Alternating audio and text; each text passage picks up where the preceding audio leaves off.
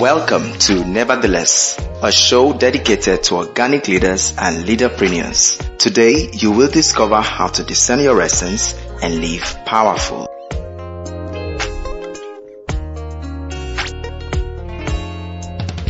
Hi, welcome to Nevertheless, the show for organic leaders and leaderpreneurs. It's a bright Wednesday afternoon in Lagos, Nigeria as I record this. My name is Bidemi Mark-Mordi, and it's always a pleasure to bring this show your way. How's your week been? Today is March the 9th, which meant that the International Women's Day was marked yesterday, and most of us went online to pledge for parity. How did you treat the women in your life yesterday? But more importantly, how do you intend to continue to treat them? I have said this before, and I'd like to say it again, that woman is the next billion. So whatever you do to your women will determine how far you'll go. So guys, treat the ladies well. Ladies, make sure you teach everyone around you how to treat you. That's the secret. It's Nevertheless, I'm feeling better. Last week was a bit difficult because the voice was a bit cracky and all of that. But we've also had a lot of feedback on the show that we released last week, and the title was Unleash Your Willpower. So the question is, what have you done differently since then? What were those things that you had been dithering on doing, that you'd been procrastinating on, that message helped you to get up and begin to do? Because like I said last week, it is not that you are bereft of ideas. It's not that you've not taken ownership. Sometimes the issue could just be that even though you've taken ownership, you're waiting for someone else to pay the price for your journey. And from where I come from, that doesn't happen. So if this is your dream really, and you want to deliver on it, it is time to get up and begin to pay the price. When I come back, we'll be taking a look at something else today that will bring you closer to your purpose than never before. Don't go anywhere. And thank you to everyone who's listened, who's retweeted, and who has shared on Facebook and on Twitter, or just told someone else about what we're doing on the Nevertheless show. When I come back, like I said, we'll look at what we'll be talking about today. Don't go away.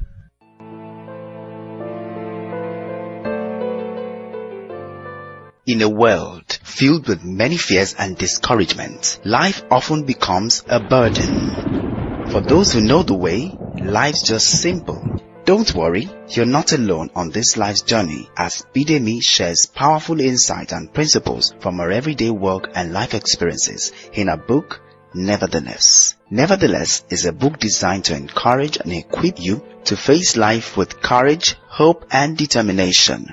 Get a copy of Nevertheless from a bookstore near you or call 234-813-360-2883 or send an email to bidemi@bidemimarkmordi.com to place your order now. I guarantee you will make it nevertheless.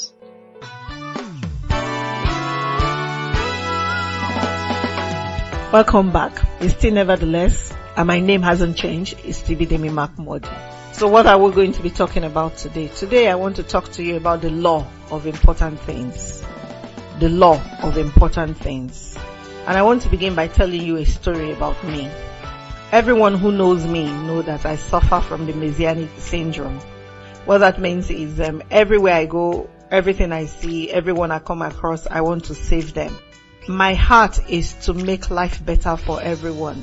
But as I have matured, I've also come to the realization that I cannot save everyone. I can't do everything. Even if I was empowered to do them, I don't think that my body, which is the container that houses my spirit, is strong enough to do everything for everyone, every time, everywhere.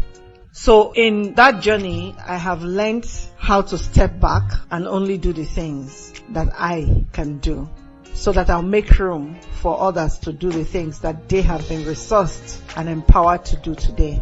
Today I said we want to talk about the law of important things. And I can see your eyes rolling in your sockets trying to think the law of important things. What law is that? It's a BMM law. That means it's my law. The law of important things. What does the law of important things say? The law of important things says that there are things that only you can do in moving your dream forward, and if you want to go far, you need to focus on them. That's what the law of important things say. So take a look at your organization, for instance, and look around you or even amongst your team and know those things that other people can do 80% as well as you can, and let them do it so that you can focus on that 20% that no one else is able to do. The law of important things. That's what we're talking about today. Now, to be able to understand the law of important things, I want to take you down memory lane with me. Growing up, my father used to listen to a lot of music, and one of his favorites was a song by Kenny Rogers titled The Gambler. And I'm not going to try to sing it to you. You can go find it somewhere on YouTube and listen to you. But the song, the chorus of that song or the refrain has lyrics that say something like, you've got to know when to hold up and you've got to know when to fold them. You've got to know when to walk away and you've got to know when to run. It says you never count your money when you're sitting at the table, because there will be time enough to count when the dealing is done. So when we're talking about the law of important things, this song is very apt for me. Do you know when you should hold on? Do you know when you should fold them?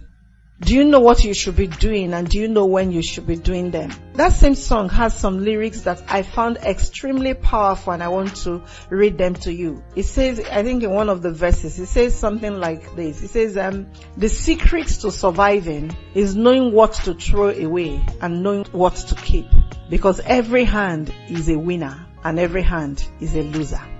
I want to stop there for a moment. The secret to surviving is knowing what to throw away and knowing what to keep, because every hand is a winner and every hand is a loser. Kenny Rogers was trying to say that, you see, in life we all are optimized to win. When I did the show on original intent, I said to us that every one of us is resourced in our DNA to be successful. What we do with that resource in our DNA determines whether we are successful or we are failures. And again, your definition, your peculiar definition of success determines for you whether you are a success or you are a failure. I can go on and on and on trying to show you the demarcation between these two. But that's not what I'm saying today. I'm saying that Kenny Rogers said, he says, every hand is a winner, every hand is a loser. What that means is there is not one of us who is not able to get something done. However, how we prioritize, what we tag as important, we determine whether we end up winners or we end up losers. Remember with the verse again, the chorus of that song, it says you have to know when to hold on and you have to know when to fold them. There are things in your life that are going round and round of today that if you take a look at it or if you take a look at them, all you actually just need to do is fold them. They are not useful anymore. They had served their purpose in their season. You need to let those ones go and move to something else. Just the same way, there are other things in your life today that are extremely key and important to the phase that you are in and your transition into the next phase. So you need to hold on to them. The law of important things says that you need to know the difference between the things to fold and the things to hold on to. So someone asked me, yes, how do we know what is important? And I said, well, for most people, the definition of importance is relative, because what's important to Mr. A may not be what is important to Mr. B. But if you ask me, Bidemi Mark-Mordi, if you ask me how I define importance, I will tell you that the things that are important in the scheme of my life are the things that God has asked me to do. Every other thing is not important. So when I'm trying to decide what to fold or what to hold on to, what will be at the top of my priority list are those things that God had asked me to do. Like today, I had a meeting with my production partner for Effectual Magazine, a magazine that we publish for women and those who love them. A couple of years back in 2014, we decided that we didn't want to print that magazine anymore because it wasn't exactly paying for itself. So we decided to transition it online, hoping that more people would find the opportunity of having it online and accessible for free to be able to read it.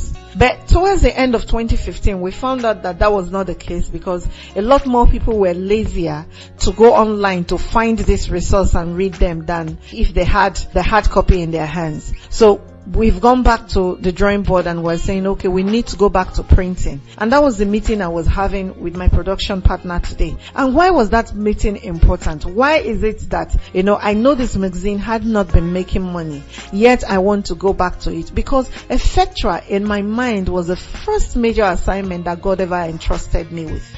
So it doesn't matter what I do today that seems successful or is successful. Every time I think about Effectua, there is a cold that comes upon me that's like I'm not doing what I should be doing. Especially because the message that Effectua brings is still very relevant to the lives of women and those who love them.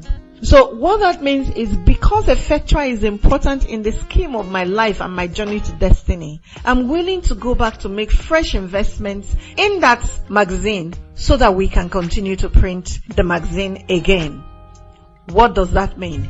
It means that because Effectua is now taking that priority of place again, I will have to make financial sacrifices in other areas of my life so that I can meet the demand of the production costs. So the law of important things is saying, don't confuse your urgent for your important. Because sometimes some things will show up in front of you and they will be screaming for attention. I'm here, do me. But if you take the time to take 2 steps back and operate the law of important things, you will find that that thing that is screaming the loudest for your attention may just be only urgent, but not important. What that means is when you look at what you reckon to be the bottom line of your life, that urgent thing doesn't add any value to your bottom line. Because here's the thing, life is full of pressure. There is so much that we are expected to do. And so it's only the man who recognizes that there is a law of important things and puts those things at a priority place in his list of to-do things that will deliver on his mandate. And I am very particular about delivery on my mandate. I want to do it. I want to be able to stand before my God and my maker and my employer and say I gave it my best shot. And I want him to look me in the eye and say, yes, daughter, you gave it your best shot. And that is why, for me, on a Saturday morning right now, going to a party is not as important as gathering with my women at Encompassers to teach them the principles for winning in life.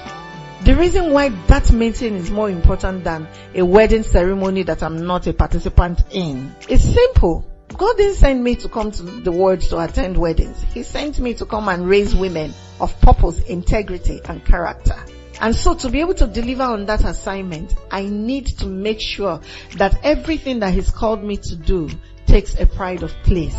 And what I'm trying to encourage you to do for your life in 2016 is take a look at all your ideas and all those things that you had set out to do and decide which one is important and stick with it. Now someone is going to say to me, so how do I deal with all the things that I still need to do, even though they are not as important as all the other things that I need to do? One, I say don't confuse your seasons. Don't confuse your seasons. Because here's the thing, there are things that 4 years ago I had to do them because for that season of my life, they were important. Part of it was to go for my leadership certification and trainings. So I went. What that meant was that I had to deprive some other areas of money to be able to pump into this certification that I needed to have. So I'm not confused about my seasons. When my children were younger, for instance, it doesn't matter what it is that your conference is called. You can't take me out of my home with my children all under 10 years for 3 days. I would not do it. I wouldn't go away somewhere and leave my children to the mercy of house helps and stuff like that. So at that season of my life, even though I was called to preach the gospel, even though I was called to train, even though I was called to do most of the things that I'm doing now, I was still called then. It's just that they were not working in that season for me. So I let them be. I took only speaking engagements around my vicinity, somewhere that I could do a day trip and be sure that, my children are fine. That when I come back at the end of the day, they will still see me. I can feed them. I'm talking to you about the law of important things. Yesterday I was at a discipleship class and I was talking to them about how that morning before I left my house to go teach that discipleship class, because I had to leave early, I still realized that it was important for me to speak to my husband, even though he was still sleeping. I had to tap him to say, I'm dressed, I'm ready to go. And he said to me, okay, God go with you, before I left the house. And one of the ladies asked, she said, but he knows you're already doing this class. And so he knows by the time he was going to bed on Monday night that you would have to leave early to be able to meet with this class. Is it necessary for you to wake him up to say to him you are leaving? I said, well, for me, honor is important in my marriage. So I didn't wake him up to take permission that I'm leaving. I woke him up to say, I honor you, I'm leaving the house now. Because that, on the scale of priority for me, is important. I know a lot of people who have lofty dreams and ideas and businesses. But to be able to move that forward, they have broken down other important things in their homes, like their marriages, like the lives of their children. And I'm thinking that, okay, when you finish saving the world, which is a tendency that I have, and you come back home and your own first constituency is broken down, what will you say to the God that called you? The law of important things. When young women come to me whose marriages are under 10 years and they say, I feel called to preach, I say to them, walk your seasons.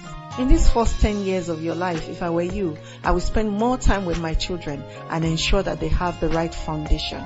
Sometimes it sounds like one is trying to discourage them from living their dream. That's not what it is. I'm just saying, take a look at your life properly and make sure that you give priority to the things that are important. The other thing I want you to do is you need to recognize that you don't gain clarity for your entire journey at the beginning. So you may not even be able to know everything that you are supposed to do at once. You may not know all the steps. For that reason, stick with what is important in the now. Someone says to me, oh, I want to run a TV station. Great idea. But the thing is, you don't even have the training. The thing is, you don't have the financing. All you can do now is teach those one-on-one fellowships where you have 3 people there, 4 people there. Do that for now. Do it preparatory to when you get to the place where all the things, because some of us just want to transition straight to the big things or what we think are the big things. The thing is, if you don't do the little things that constitute the foundation of the big things may break down on you.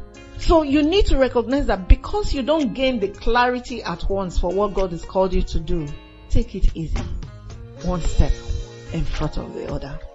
Then the third thing I want you to also do is recognize that when you live your life or your dream by the law of important things, what will happen is you are now able to choose the right collaborations. Because I am a great advocate, even though I say so myself, of having to collaborate with other people. There is not one thing that you've been called to do that you can deliver on by yourself. You would always need other people. But here's the thing, if you don't have the right priorities, if you don't know what is important for what season of your life, what's going to happen is you will not know to reach out to the right people or the right collaborations for where you want to go.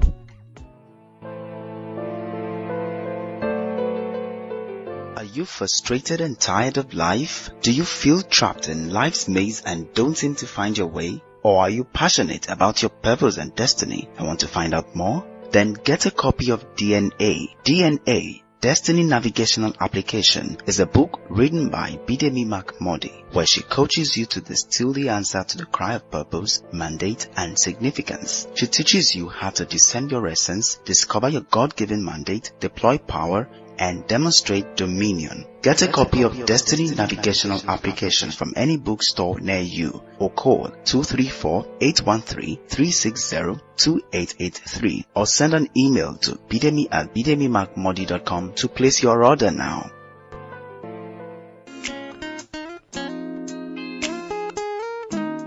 Welcome back. So we're still looking at the law of important things. And I have told you that you should not confuse your urgent for important. I've also told us that we need to learn how to walk our seasons. And I've said that the reason why you must walk the law of importance is because you cannot gain the clarity for all that you're called to do in one day. So you need to take it by order of importance so that you can get the clarity per season, per day, per week, per month until you get the full picture, if you will ever get the full picture. Because sometimes I think that it's impossible to see the entire picture even till the day we die, that we can only do our best with what we have where we are right now. So I also told you that when you walk by the law of important things, that you are able to intelligently and intentionally pick the right collaborations for what you are doing. I don't see any reason why I should be chasing after an automobile dealer when I don't ever intend to run that business. To have him as my mentor may not be exactly what I need right now. I'm in the media space, so I need to look for people in the media space so that I can learn the things that I need to learn to move what it is that I'm doing forward. The other thing that you need to do is that these important things that I'm talking about, itemize them and do them regularly. Because some of us, the problem is not that we don't know what is important. We know the important things we should be doing. We do them periodically. But the thing about doing stuff periodically is you never get to form a habit. And because you never get to form a habit, you can't win on those things every time. So the trick is to ascertain what is important things to you and make sure they find their way into your schedule on a daily and regular basis. Now, I've looked at it and I've been thinking, so who do I know in the Bible who lived their life by the law of important things? And I can quickly take you to Esther. Esther lived her life by the law of important things. She didn't start living her life by the law of important things, but she had a conversation with her uncle, Mordecai. And Mordecai said to her, who knows, maybe you were brought into the palace for such a time as this. And that conversation was what flipped Esther's reasoning from self-preservation to if I perish, I perish. All of a sudden, it dawned on Esther that, you see, being a queen is not as important as making sure that the Jewish race is preserved. That's what happens when you apprehend, comprehend, and understand the law of important things. You begin to recognize that it's not how long you live that determines the impact that you make. It's how well you live. I know of people who lived what we would call, by the order of man, very short lives, but their impact years later is still ringing. So what's the point of living your life to 120 and all the things you did not impact 12 people? What's the point? So Mordecai said to Esther, you are trying to preserve yourself from getting killed. Do you recognize that if you don't do this, one thing can happen? One of the first things that can happen is that deliverance will come from for the children of Israel from somewhere else, because God will always get his job done. Or the other thing that can happen is when they are killing everybody, you won't be preserved either. You are Jewish, so you will go. And all of a sudden, Esther realized that, oh really? Every time I get into a place, I need to ask myself, what is the most important reason why I'm here? And that's why up to tomorrow, you're in the scheme of things for the women of the Bible. Another woman, maybe today is a day of women, after all it's the month of March anyhow, so why not? Another woman that I want to point out to you is the one we call Ruth. And a whole book is dedicated to her in the Bible.